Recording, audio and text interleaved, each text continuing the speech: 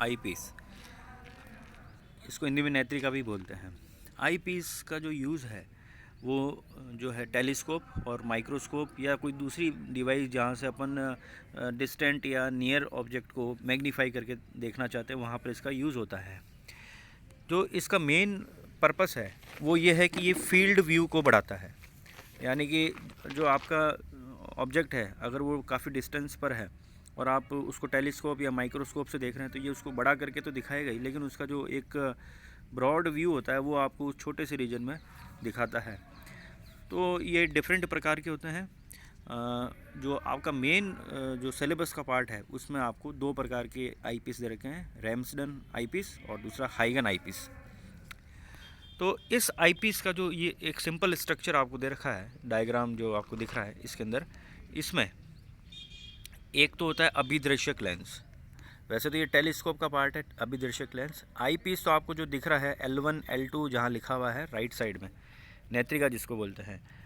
तो इस आईपीस के लेंस L1 को हम कहते हैं अभिक्षेत्र लेंस, और दूसरा जो लेंस है उसको बोलते हैं आई लेंस, आई लेंस। अभिक्षेत्र लेंस को इंग्लिश में फील्ड लेंस कहते हैं। तो जो आपका अभिदृश्यक लेंस है, ऑब्जेक्टिव लेंस, वहाँ से जो भी इमेज बनती है वो L1 पर फोकस होती है, और L1 यानी कि अभिदृश्यक लेंस के द्वारा जो भी ऑब्जेक्ट की इमेज बनेगी वो L1 के लिए ऑब्जेक्ट का काम करेगी। तो L1 की जो इमेज बनेगी वो L2 के लिए ऑब्जेक्ट का काम करेगी, और इस प्रकार से आपको L2 से देखने पर जो है एक बड़ा जो है या यूँ कहे कि मैग्नीफाइड इमेज आपको दिखाई देती है। ठीक है, तो जैसा कि मैंने बताया आपके कोर्स में जो है वो दो प्रकार के हैं, हाइगन और रैम्सडन। तो वैसे तो और भी होते हैं, केल्नर, गाउस एट्सेट्रा, लेकिन आपको जो है ये दो ही पढ़ने हैं। उसमें भी सबसे पहले मैं हाइगन आईपीस पढ़ा देता हूँ। इसमें आप देखिए कि जो आईपीस है ये इसका स्ट्रक्चर है हाइगन आईपीस का। इस आईपीस को देखने पर आपको दो चीज़ें दिख रही होगी। एक तो इसमें दो लेंस है, एक है L1 दूसरा L2, और दोनों ही प्लेनो कॉन्वेक्स लेंस है। प्लेनो कॉन्वेक्स का मतलब होता है समतलोत्तल लेंस, समतल प्लस उत्तल, समतलोत्तल लेंस। इन दोनों लेंसेज की खासियत ये है कि ये दोनों लेंस जो है एक दूसरे के पैरेलल है, यानी कि एक का कर्वेचर दूसरे के प्लेन पोर्शन के सामने है, जबकि रैम्सडन आईपीएस में ये उल्टा होता है, दोनों के कर्वेचर आमने सामने होता है। इन दोनों में जो बेसिक अंतर है वो ये, एक तो इनका स्ट्रक्चर का, यानी कि दोनों के बीच की दूरी कितनी है, दोनों का फेसिंग कैसा है ये, अब और इनकी फोकल लेंथ। यहाँ पर जो लेंस हम ले रहे हैं L1, इसकी फोकल लेंथ है 3f, और L2 जो ले रहे हैं इसकी फोकल लेंथ है f, और जो दोनों के बीच की डिस्टेंसिंग रखी है वो है 2f। अब ऐसा क्यों किया गया है, तो इसके पीछे दो कारण हैं। एक तो ये कि कोई भी लेंस होता है, चाहे वो किसी भी प्रकार का लेंस हो, चाहे वो आपका कॉन्वेक्स लेंस हो या कॉन्केव लेंस हो या किसी भी प्रकार का लेंस हो, हर प्रकार के लेंस के अंदर दो प्रकार के मेजर डिफेक्ट पाए जाते हैं।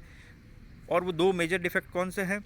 पहला है आपका स्फेरिकल अब्रेशन और दूसरा है क्रोमेटिक अब्रेशन।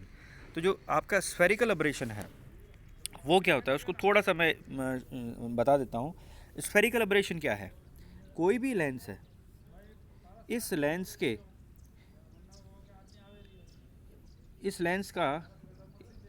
पर कोई भी ऑब्जेक्ट अगर इस लेंस से हम देखेंगे तो उसकी जो इमेज है वो आपको दूसरी तरफ दिखेगी।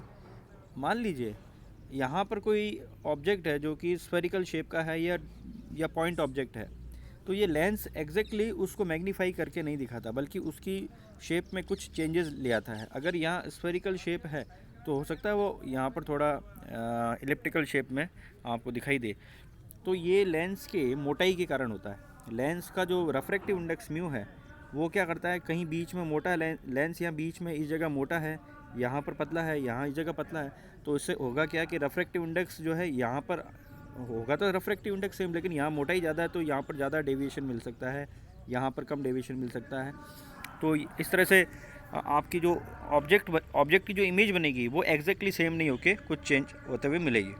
तो स्फेरिकल अब्रेशन में आपको समझ में आ गया कि जो लेंसेज है उस लेंसेज के द्वारा जो ऑब्जेक्ट की जो इमेज बननी चाहिए वो एग्जैक्टली सेम साइज़ के नहीं होके या सेम शेप के नहीं होके कुछ उसका शेप चेंज हो जाता है। दूसरा था आपका क्रोमेटिक अब्रेशन। क्रोमेटिक एब्रेशन यानी वर्ण विपतन। वर्ण विपतन क्या होता है? वर्ण यानी कलर। अगर किसी ऑब्जेक्ट में डिफरेंट कलर्स की लाइट्स एमिट हो रही है और वो लेंस से पास हो रही है, तो लेंस से पास होने पर, क्योंकि लेंस का मटेरियल हर एक कलर के लिए अलग अलग रिफ्रैक्टिव इंडेक्स शो करता है, तो इसलिए जब किसी लेंस में से लाइट पास होती है तो अलग अलग प्रकार की जो लाइट है वो अलग अलग एंगल पर जाके फोकस होगी। तो कुछ लाइट पहले फोकस हो जाएगी, कुछ लाइट जो है थोड़ा दूर जाके फोकस होगी। तो इस प्रकार से हम ये कहेंगे कि अगर कोई पॉइंट ऑब्जेक्ट है तो उस पॉइंट ऑब्जेक्ट का यहाँ पर आपको डिफरेंट कलर के करस्पॉन्डिंग जो है उसकी शेप चेंज होते हुए मिलेगी, क्योंकि एक ही ऑब्जेक्ट से अलग कलर निकल रहे हैं तो वो अलग अलग फोकस होंगे। तो ओरिजिनल जो इमेज बननी चाहिए थी वो एग्जैक्टली सेम नहीं होके चेंज होते हुए आपको मिलती है। तो ये दो प्रकार के डिफेक्ट है आपके, स्फेरिकल एब्रेशन और क्रोमेटिक एब्रेशन। इनको दूर करने के लिए जो दो कंडीशंस है, अगर आप उसका यूज़ लेते हैं, या ये कहें कि स्फेरिकल एब्रेशन के लिए अगर आपको कंडीशन लगानी है कि ये दो लेंसेज है और उनमें स्फेरिकल एब्रेशन ना हो, तो अगर ये कंडीशन फुलफ़िल होती है D=F1 - F2, यानी कि दो लेंसेज जिनकी फोकल लेंथ F1 F2 है और उनकी बीच की डिस्टेंस उन दोनों फोकल लेंथ के डिफरेंस के बराबर हो जाए, तो गोलीय विपतन यानी स्फेरिकल एब्रेशन दूर हो जाता है। और इसी प्रकार से क्रोमेटिक एब्रेशन के लिए कंडीशन है कि अगर दोनों लेंसेज के फोकल लेंथ का एवरेज उनके बीच की स्पेसिंग के एवरेज के बराबर हो, तो क्रोमेटिक एब्रेशन की कंडीशन भी आपको नहीं मिलेगी, या यूं कहें कि वो डिफेक्ट जो है दूर हो जाएगा या मिनिमाइज़ हो जाएगा।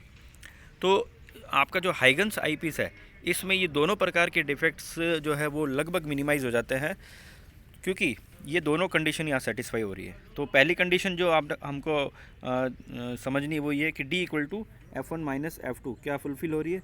तो आप देखें कि जो पहला लेंस है उसके लिए फोकल लेंथ है 3F और दूसरा लेंस जो है उसके लिए फोकल लेंथ है F, तो D जो आएगा वो आएगा 2F, यानी दोनों के अंतर के बराबर, यानी पहली कंडीशन सेटिस्फाई हो गई। अब आपको ये देखना है कि क्या क्रोमेटिक एब्रेशन की कंडीशन भी सेटिस्फाई हो रही है। तो आप ये देखिए कि D होना चाहिए F1 + F2/2। अब F1 + F2 3F + F/2 करेंगे तो 2F, तो वो यहाँ पर भी सेटिस्फाई हो रही है, यानी क्रोमेटिक एब्रेशन और स्फेरिकल एब्रेशन की कंडीशन यहाँ पर सेटिस्फाई हो रही है। तो इसलिए ये दोनों प्रकार के डिफेक्ट यहाँ पर आपको नहीं मिलेंगे। ठीक है, तो ये एक सब मेजर जो इसका एक जो बेनिफिट है वो ये है कि इन दोनों में इस प्रकार के नेत्रिका में ये दोनों प्रकार के एब्रेशन आपको नहीं मिलते हैं। अब हम इसकी वर्किंग के बारे में थोड़ी सी बात करते हैं।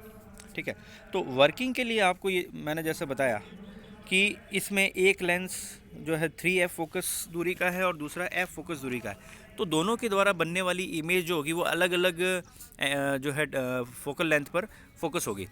तो किस प्रकार से होगी, तो वो हम यहाँ पर जो पीछे मैंने एक डायग्राम बनाया था यहाँ से समझते हैं, ये वाला जो डायग्राम। अब यहाँ देखिए, मान लीजिए ये एक टेलीस्कोप है थोड़ी देर के लिए, है ना, तो जो ऑब्जेक्ट पड़ा वो काफ़ी डिस्टेंस पर होगा।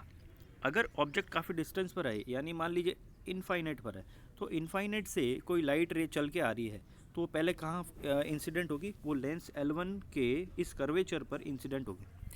तो लेंस L1 के कर्वेचर पर जब इंसिडेंट होगी, तो ये देखिए जो लाइट यहाँ से चली, ये चलेगी, तो after passing through this lens L1, this light deviates from its path and focuses at a different angle।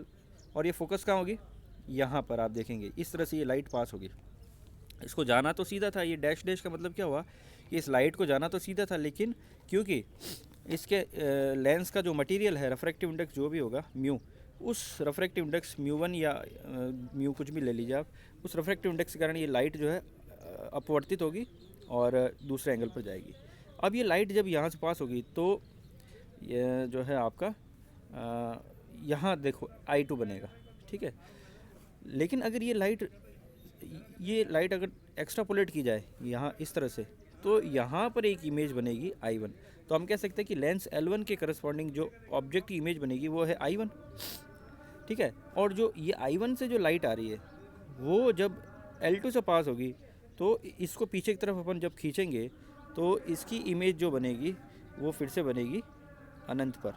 ठीक है, तो ये चीज़, तो एक तो आपकी इमेज हो गई I1 जो किसके कारण है, L1 के कारण, और जो I2 बन रहा है एक तरह से इफ़ेक्टिवली कहें तो ये दोनों के जॉइंट जो है इफ़ेक्ट के कारण है। I2 जो है ये दोनों लेंसेज के कंबाइंड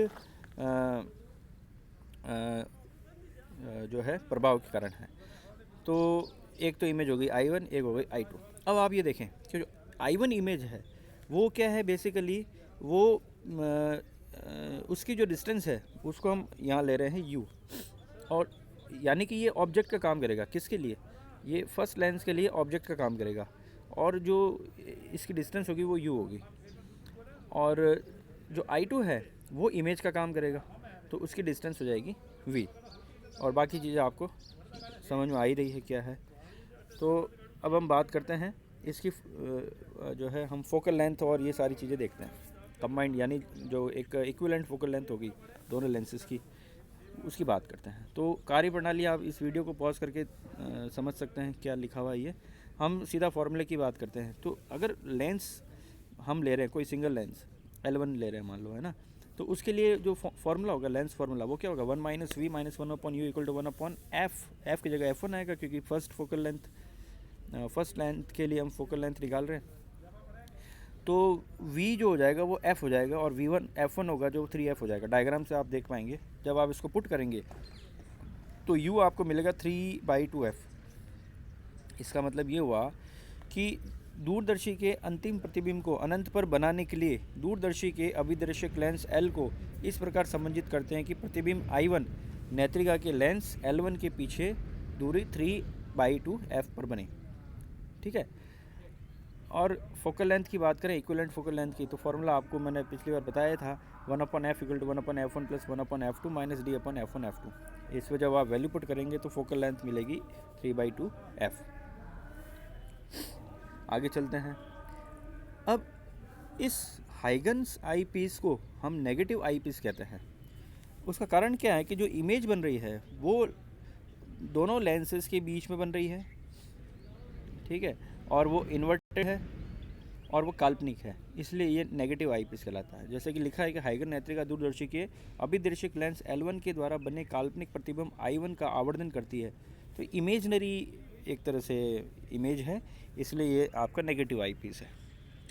अब पोजीशन ऑफ क्रॉस वायर, ये इसमें इम्पोर्टेंट चीज़ है। अगर इस डायग्राम को वापस देखते हैं, इस डायग्राम में आप देखिए जो I1 और I2 है ये दोनों लेंसेज के बीच में है। हमेशा क्रॉस वायर का तभी यूज़ आता है जब इमेज या ऑब्जेक्ट जो है लेंसेज के दूसरी तरफ रहे। अगर ऐसा है तो क्रॉस वायर को यूज़ लिया जा सकता है।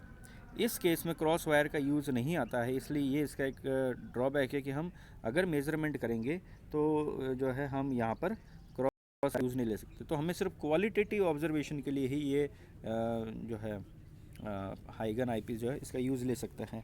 क्वालिटेटिव ऑब्जर्वेशन मतलब क्या, मुझे सिर्फ क्वालिटी चाहिए, मुझे सिर्फ इमेज को देखना है, मुझे उसको मेज़रमेंट नहीं करना। मैं किसी दो बिंदुओं के बीच की दूरी को इस टेलीस्कोप इस आईपीस के द्वारा मेज़र नहीं कर सकता। लेकिन जब रैम्सडेन आईपीस पढ़ेंगे आप तो उसमें आप देखेंगे कि आप क्रॉस वायर का वहाँ पर यूज़ ले सकते हैं। हालांकि वहाँ पर दोनों प्रकार के जो अब्रेशन है, क्रोमेटिक और स्फेरिकल अब्रेशन, वो ख़त्म नहीं होते हैं, लेकिन फिर भी उसको मेज़रमेंट के लिए यूज़ ले सकते हैं। तो क्रॉस वायर की पोजीशन जो है हम यहाँ पर इसके बीच में क्रॉस वायर नहीं लगा पाएंगे, इसलिए ये जो है एक तरह से इसका ड्रॉबैक है। बाकी आप इस वीडियो को पॉज करके इसमें देखना कि क्या जो कारण है कि I1 कहाँ बन रहा है, I2 कहाँ बन रहा है, और क्रॉस वायर की पोजीशन क्या होनी चाहिए। एक इम्पॉर्टेंट चीज़ और है इस टॉपिक में, और वो है कि प्रिंसिपल पॉइंट्स जो है उसकी पोजीशन क्या होगी, फोकल पॉइंट है उसकी पोजीशन क्या होगी, और नोडल पॉइंट है उसकी पोजीशन क्या होगी। तो जैसा कि अगर मीडियम दोनों तरफ सेम है तो नोडल पॉइंट और प्रिंसिपल पॉइंट जो है आपके कंबाइंड कॉन्साइड करते हैं। ये मैंने आपको इससे पिछले लेक्चर में बताया था। यहाँ पर हमें क्या करना है, इनकी पोजीशन को ज्ञात करना है। तो आपको जो दो लेंस दे रखे हैं जिनके बीच की डिस्टेंस 2F है, L1 की फोकल लेंथ 3F है और L2 की फोकल लेंथ F है। अब आपको क्या करना है, प्रिंसिपल पॉइंट P1 और P2 की पोजीशन याद करनी है। तो याद कीजिए, मैंने पिछले क्लास में आपको एक फार्मूला बताया था कि principal point principal point P1 की पोजीशन अगर आपको फाइंड करनी है अल्फ़ा 1, तो उसका फार्मूला था FD/F2। यहाँ थोड़ा सा मिस्टेक है फार्मूले में, आप इसको करेक्ट कर लेना, ये प्रिंटिंग मिस्टेक है। ये फॉर्मूला जो है इसकी जगह हो जाएगा alpha 1 equal to F D upon F2। तो इस फॉर्मूले में जब आप वैल्यू पुट करेंगे कैपिटल F तो 3/2F अभी हमने निकाला 3/2F, और D कितना है 2F है, और F2 कितना है F है।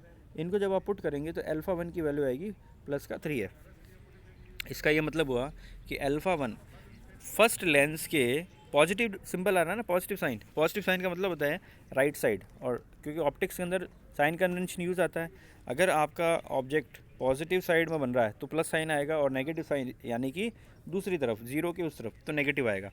तो यहाँ पॉजिटिव आ रहा है तो अल्फ़ा 1 आपका पॉजिटिव हो गया, और वो 3F डिस्टेंस पर रहेगा, यानी कि पॉइंट P1 की जो डिस्टेंस होगी वो फर्स्ट लेंस के राइट साइड में 3F डिस्टेंस पर होगी। तो फर्स्ट लेंस आपको दिख रहा है यहाँ पर L1, और यहाँ डायग्राम में आप देखिए आपको जो P1 की पोजीशन है वो यहाँ दिख रही है, और ये जो डिस्टेंस होगी यहाँ से यहाँ तक, this distance is equal to 3F। Okay, now let us move to another point. Now the next point is second principal point P2, and the formula for the second principal point is alpha 2 equal to FD upon F1. So the alpha 2, the formula in which FD and F1, we have to put the values of FD and F1. So the F is 3F/2, D is 2F and F1 is 3F। अगर हम इसको value को put करेंगे तो alpha 2 की value आएगी हमारे पास minus का F। डायग्राम से देखें, सेकंड प्रिंसिपल पॉइंट जो होगा वो माइनस F के साथ आ रहा है। सेकंड प्रिंसिपल पॉइंट किसका है? सेकंड लेंस का। तो सेकंड लेंस के लेफ़्ट साइड में बनेगी F डिस्टेंस पर P2 पॉइंट। तो इसको डायग्राम से देखते हैं। ये आपका सेकंड लेंस आपको दिख रहा होगा, ये आपका सेकंड लेंस है, और इसके F डिस्टेंस लेफ़्ट साइड में जो है आपका दूसरा पॉइंट बनेगा P2। ओके, तो आपका P1 P2 आ गया। अब आपको निकालना है फोकल पॉइंट। तो याद कीजिए मैंने एक और फार्मूला बताया था आपको O1 F1 का। O1 F1 का फार्मूला क्या था? Minus F into 1 minus D upon F1 या F2, वो थोड़ा देख लेंगे फार्मूला क्या था एग्जैक्टली, आगे कहीं लिखा होगा। अब फार्मूला तो यही है, आप इसमें वैल्यू पुट करेंगे तो आपको फोकस पॉइंट F1 और focus point second focus point F2 भी मिल जाएगा। इसमें वैल्यू पुट करेंगे और जो है आपको डायग्राम में ये सारी चीज़ें इस तरह से आप इसको मेंशन कर सकते हैं। जिस प्रकार से आपने P1 P2 निकाला उसी प्रकार से आप F1 F2 की पोजीशन भी, तो F1 की पोजीशन आएगी 3F/2 और F2 की पोजीशन ये आएगी -3F/2 और F2 जो आएगा आपका 3F/2। और नोडल पॉइंट्स की बात करें तो मैंने आपको अभी बताया थोड़ी देर, अगर दोनों तरफ लेंस के दोनों तरफ मीडियम सेम है तो N1 N2 P1 P2 से कोइंसाइड करता है, यानी कि आपके जो नोडल पॉइंट है और जो प्रिंसिपल पॉइंट है ये दोनों कोइंसाइड करते हैं। तो ये आपका था हाइगन आईपीस। अब आप रैम्सडेन आईपीस जब पढ़ेंगे तो उसमें जो बेसिक डिफरेंस है वो ये कि एक तो दोनों लेंसेज के अंदर दोनों क्रोमेटिक एब्रेशन और स्फेरिकल एब्रेशन की कंडीशन सेटिस्फाई नहीं होती है, लेकिन फिर भी हम वहाँ क्रॉस वायर का यूज़ ले पाते हैं। इसलिए वो मेज़रमेंट जहाँ पर भी हमें करना होता है वहाँ पर हम रैम्सडेन आईपीस का यूज़ लेते हैं, जो हम नेक्स्ट क्लास में पढ़ेंगे।